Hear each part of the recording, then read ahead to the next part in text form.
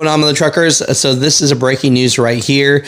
We've been keeping track of this tariff, and Canadian truck drivers, also American truck drivers, watch Mother Trucker News. So just want to keep everybody just dialed in and knowing what's going on. So President Trump says here on X, today I have implemented a 25% tariff on imports from Mexico and Canada and 10% on Canadian energy and a 10% additional tariff on China. This was done through the International Emergency Economic Power Act, IEEPA, because of the major threat of illegal aliens and deadly drugs killing our citizens, including fentanyl. We need to protect Americans. And it is my duty as president to ensure the safety of all. I made a promise on my campaign to stop the flood of illegal aliens and drugs from pouring across our borders, and Americans overwhelmingly voted in favor of it. He just posted this on X about 2 hours ago. Prime Minister Trudeau just addressed all of Canada and actually wanted to address Americans specifically as well. So let's listen into what he has to say. But Mud Truckers, what are your thoughts about this? Do you think that this is going to hurt truck driver jobs in America, the American economy for a short period, or do you think this is a good thing? Bonsoir. Good evening. Today, the United States informed us they will be imposing 25% tariffs on Canadian exports to the United States and 10% on Canadian energy.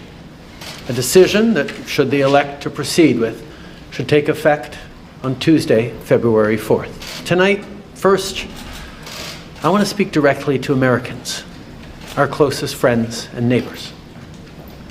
This is a choice that, yes, will harm Canadians, but beyond that, it will have real consequences for you, the American people.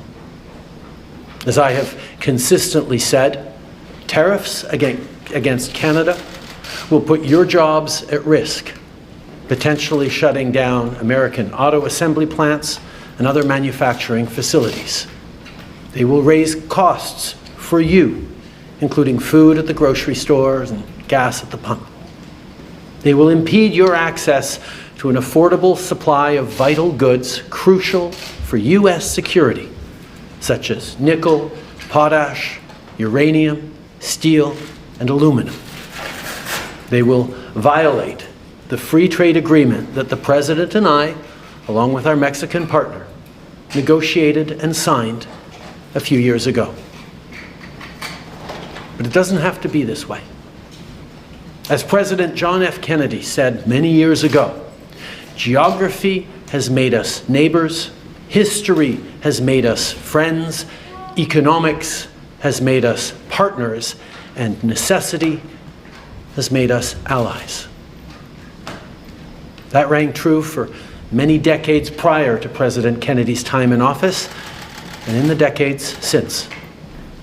From the beaches of Normandy to the mountains of the Korean Peninsula, from the fields of Flanders to the streets of Kandahar, we have fought and died alongside you. During your darkest hours, during the Iranian hostage crisis, those 444 days we worked around the clock from our embassy to get your innocent compatriots home. During the summer of 2005, when Hurricane Katrina ravaged your great city of New Orleans, or mere weeks ago, when we sent water bombers to tackle the wildfires in California. During the day the world stood still, September 11th, 2001, when we provided refuge to stranded passengers and planes, we were always there, standing with you, grieving with you, the American people. Together, we've built the most successful economic, military, and security partnership the world has ever seen. A relationship that has been the envy of the world. Yes, we've had our differences in the past, but we've always found a way to get past them. As I've said before, If President Trump wants to usher in a new golden age for the United States, the better path is to partner with Canada, not to punish us. Canada has critical minerals, reliable and affordable energy, stable democratic institutions, shared values, and the natural resources you need. Canada has the ingredients necessary to build a booming and secure partnership for the North American economy, and we stand at the ready to work together. Let's take a moment to talk about our shared border. Our border is already safe and secure, but there's always more work to do. Less than 1% of fentanyl, less than 1% of illegal crossings into the United States come from Canada. But hearing concerns from both Canadians and Americans, including the American president himself, we're taking action. We launched a $1.3 billion border plan that is already showing results, because we too are devastated by the scourge that is fentanyl, a drug that has torn apart communities and caused so much pain and torment for countless families across Canada, just like in the United States. A drug that we too want to see wiped from the face of this earth. A drug whose traffickers must be punished. As neighbors, we must work collaboratively to fix this. Unfortunately, the actions taken today by the White House split us apart instead of bringing us together. Tonight, I am announcing Canada will be responding to the US trade action with 25% tariffs against $155 billion worth of American goods.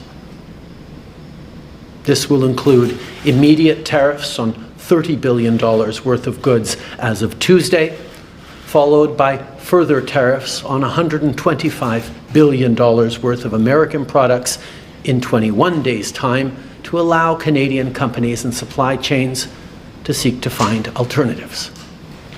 Like the American tariffs, our response will also be far-reaching and include everyday items such as American beer, wine, and bourbon, fruits and fruit juices, including orange juice, along with vegetables, perfume, clothing, and shoes. It'll include major consumer products like household appliances, furniture, and sports equipment, and materials like lumber and plastics, along with much, much more. And as part of our response, we are considering, with the provinces and territories, several non-tariff measures, including some relating to critical minerals, energy, procurement, and other partnerships.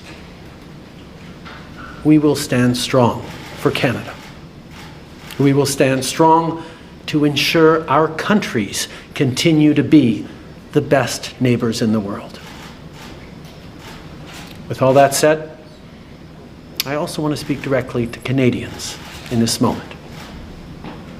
I'm sure many of you are anxious, but I want you to know we are all in this together.